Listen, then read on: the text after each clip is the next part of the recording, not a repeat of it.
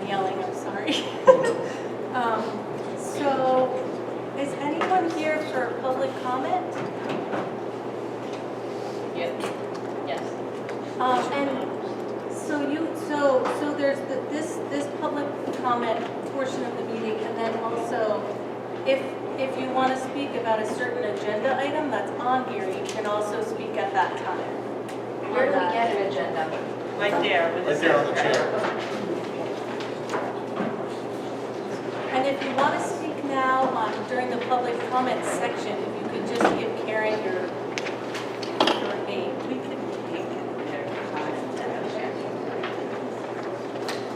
They have to fill out a form. Yeah, Karen has. Okay, yes. In the interest of time, we're here because of the incidents that happened on Thursday, and we're concerned about the safety of our students, our children. So just instead of us trying to read every single line on this page, So that's why we're here. since that's not on the agenda, if you'd like to come up and speak about that, this would be the time to do that. And you would just have to fill out a form with Karen, so just so we know how on record who's speaking. It's a quick rule. Say that, Ann. You just have to go to the table.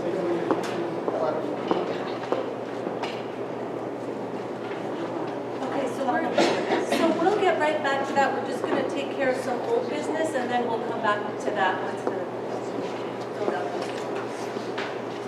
Okay, so next we're moving on to the consent agenda. Is there a need to go into executive session?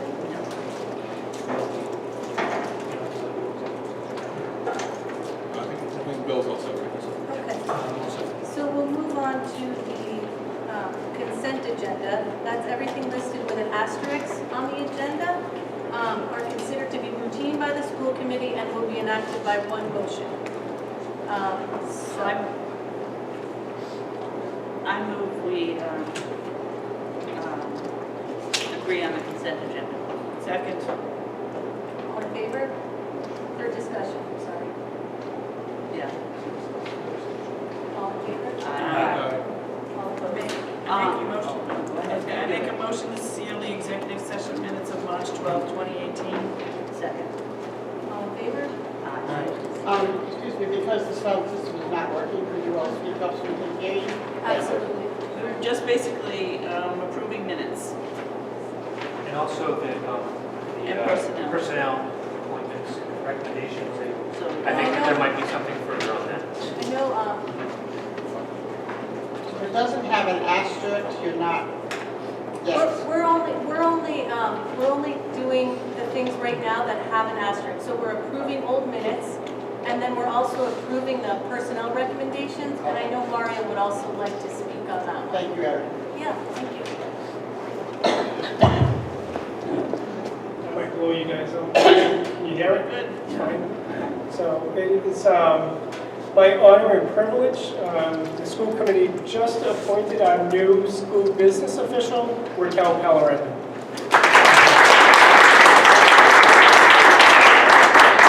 So just a brief history on Raquel. Raquel has been the Middletown Public Schools business official since 2010. Prior to that, she was the interim chief financial officer in the Fall River Public Schools, and she also worked for as a director of management, budget, and accountability for the city of Fall River. So she has both city and school side. I just want to read a couple comments from her letters of recommendation. One from the assistant superintendent. Speaking of Raquel, she produces results while not only informing, but also inspiring those around her. Works to mentor and to coach those around her to build capacity and leadership. The town business official in the town of Middletown also referred to Raquel demonstrates that she's always well prepared and is able to provide detailed responses to questions. The budget process enables the town and school to collaborate, and Raquel plays a crucial role in this collaboration. There's also a letter from a fellow school business administrator who also speaks highly of her. So we know Ms. Silver has laid a solid foundation. We know Raquel's going to take us to the next level. But Ms. Silva has been, you can come up here. But Ms. Silva has been working closely with Ms. Pellerin for a number of years, and as the Mariasco president, I know she has words to offer as well. I have known Raquel for nearly a decade. As a member and our president-elect of the executive board for IASBO, she is extremely knowledgeable in the complexities of school business and is committed to continuous improvement. We are so fortunate to have her here in Bristol Warren.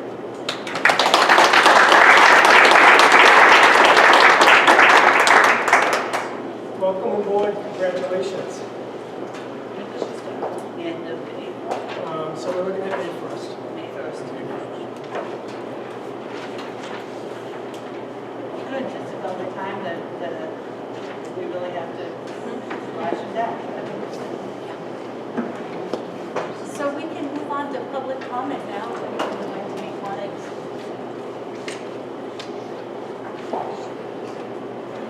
The reason you fill out the forms is for the record, so that our secretary has your name. So that's all you need to turn in, yeah. Sorry. That's okay, but All right, so I go over here, right? Just a little nervous. So my name is Michelle Kennedy Germano. I have two boys that attend Warren Public Schools.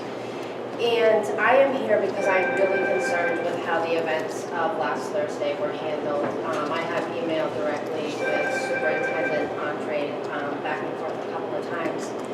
And my biggest concern is the lack of communication and a lack of a policy that informs how the district should be responding to families when situations like this occur. And I didn't even know we didn't have a policy until I had asked Superintendent Andre for a copy of it after, feeling like the way communication happened was not effective or in best judgment. So it concerns me. I feel like that needs to be a top priority for the school department to ensure that there are appropriate policies in place concerning the safety of our children and communicating that safety to parents and families. The other issue is the type of communication we received. There was the letter from Superintendent Andre posted on Facebook prior to it hitting in my email. That is very concerning. Had I not checked my email, I would not have known that this was happening. Also, the nature of the email from Superintendent Andre provided no information about what had happened. It simply said that there was a non-credible threat there was a threat made online. It was non-credible. Children were held in for recess. That was the summation of it. What does non-credible threat mean? Does anyone in this room know what that means? Because I asked Superintendent Andre and he didn't have the definition for what that word means. And so I appreciate that one or two of you know what that word means, but the rest of us as parents have no idea what that means. And then finding out additional information after the fact, not through the school department, about there having actually been a student who did make threats, about this student getting picked up from their school early in the morning based on these threats. And so I don't know, does non-credible threat mean that there isn't someone on my kid's school grounds with a weapon? Because if there was a child who made threats and was picked up, that's a threat in my world. And so if we're going to be using words and emails to families, they need to make sense. They need to be clear and they need to be specific so that we know what is happening with our children. Because to get that email, I have no idea what that meant. I had no idea what had happened, and all the information I received was from other parents talking, was from emails that were sent to the wrong people and happened to get passed along to me. That's how I got information. I didn't get information from anyone in the school department about what happened that day, and that there was actually a threat to Hugh Cole School where my son goes to school. It is unacceptable. Unacceptable. So that is why I am here today, because these issues need to be addressed and they need to be a top priority. Because as I told Superintendent Andre, He's a superintendent, so regardless of what school his children go to, he's gonna know. He's gonna have all that information. The rest of us, we're just parents. And we got nothing from the school department about what had happened on Thursday regarding the safety of our children until the end of the school day. And we know that this whole thing started as early as 9 o'clock, if not before that. So that's all I have to say. Thank you. Thank you.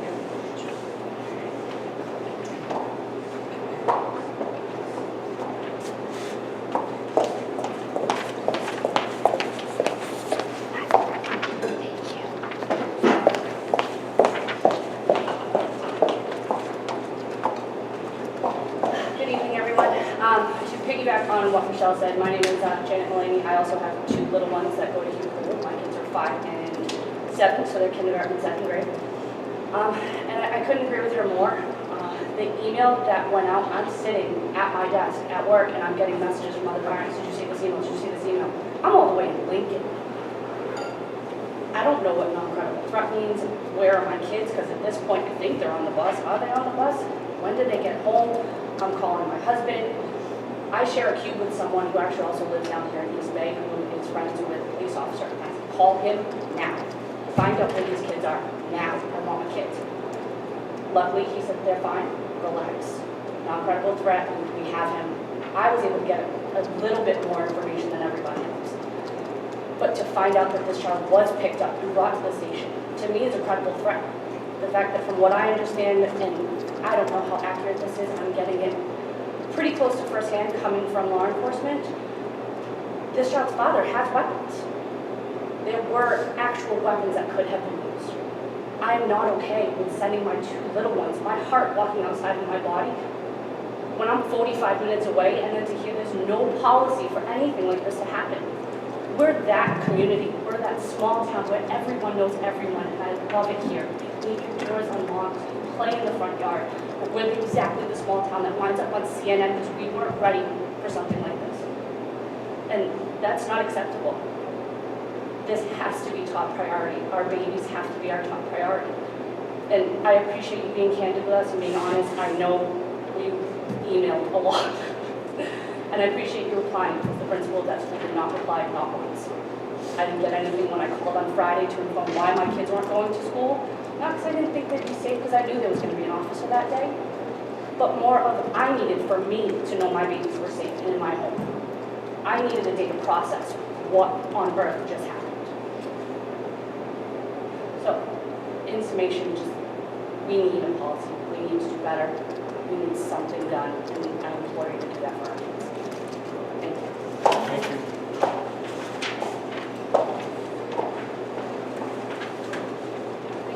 I know a couple of you walked in a little bit later, so I don't know if anybody else wants to make public comment. Karen has just quick forms to fill out, and then that's it. Karen, if you don't mind, just as the parents are here, and I thank them for attending tonight and voicing their concerns. As Jen said, we had several emails over the weekend. Since Thursday, again, I'm really reflective in my nature, in my communication, and several school committee members we've been in contact on how do we increase communication. So on Thursday, I already outreached to other superintendents to see what their protocols are, researching whether there's a PR firm on how to, because this is going on in numerous communities. So what's best practice? So we're not, I talked to Mr. Bradshaw, we're not going to wait for a policy. It's going to take 3 months. So within the next couple of weeks of outreaching to the other districts on how do we handle these situations, how do I improve my word choice to alleviate your concerns. So I really appreciate the candid feedback that we're having back and forth and you're coming in tonight.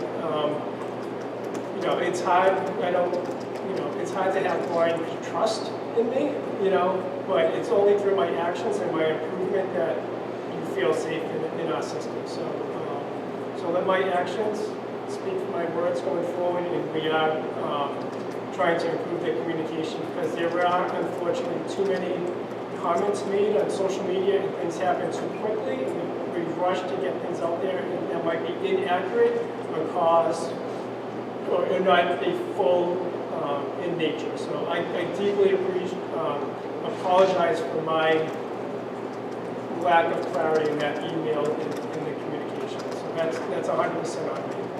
I appreciate you guys coming out today. Just real quick. Just a quick question. From here moving forward, will there be an officer at those schools? What are we doing kind of, we're on vacation, so we have a hiatus, we can all get our minds right. Monday, when my kids show up at school, can I go to work and just, they're good? So I think I'll be in contact with the chiefs this weekend. We have a couple of things going on, especially in Bristol. So we're looking at bus stop to a couple of things. So I have a couple of contacts with them, but I'm sure there'll be heightened presence in the schools. I appreciate it. Thank you.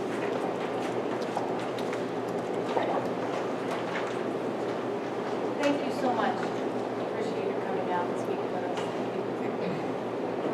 So now we'll move on to the next. We're going to move on. Sorry, he's not having a mic. Moving on.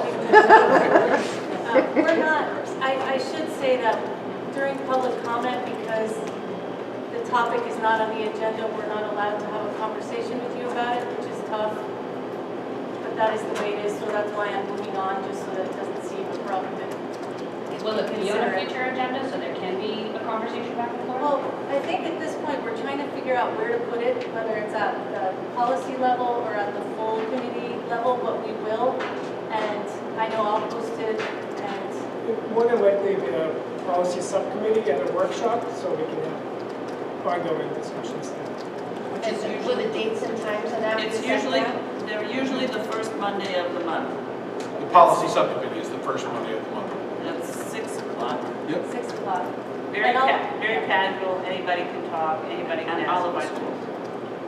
And those get posted on the website, just like these meetings, so they'll be on there. Okay. And I'll, hopefully by word of mouth, we can spread the word that that will be the topic that evening. And the workshop meetings are the second. That's the fourth one. Madam Chair, Yes. could you just explain to the people who just came in, this is not normal for us as far as the sound system? Oh, yes. It has failed us.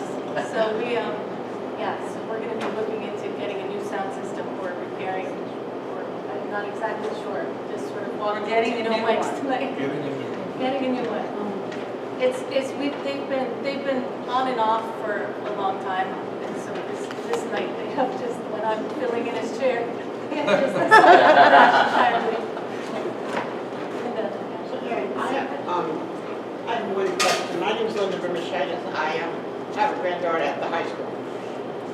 I just want to make sure that I heard you right. The school committee is not allowed to comment on this at this meeting because It's not on the agenda, Mrs. Ramachaitis. So- The state law says that if it's not on our agenda, then we cannot comment on it. They have a law up at the State House that will change that, but school committees have special rules, and this is one of the special rules, and it's very frustrating for us sometimes because it seems like we're not listening to you at all. In fact, we are, but we cannot respond. we can tell you're listening, that's for sure. But, so when does the school committee get to talk to people about this? Is it at the subcommittee meeting? And that is when, so that's, why is that different than? So it has to be an agenda item. Okay. So because we don't have this topic on the agenda tonight, so for example, if this comes up at the next policy meeting, I would put it on the agenda, that would be a discussion topic. And then everyone, could come and we would talk about it. At the Together. policy meeting. Or if it comes to the full committee at a workshop meeting, it would be one of the items on the workshop meeting agenda, so that we could discuss it. At this forum, at the next time? Yeah, I'm not exactly This sure is where it's considered going. a workshop meeting, right? I just want to make sure that this is a workshop school committee meeting, right? No, this is. So this is a regular school committee. I'm there too, I'm on. So the second Monday of the month is the workshop. The Thank you. fourth Monday is the business. Okay, thank you. Okay. I'm sorry, can I get one question? I'm sorry, do I need to fill out a form? Can I do it after? Sure. I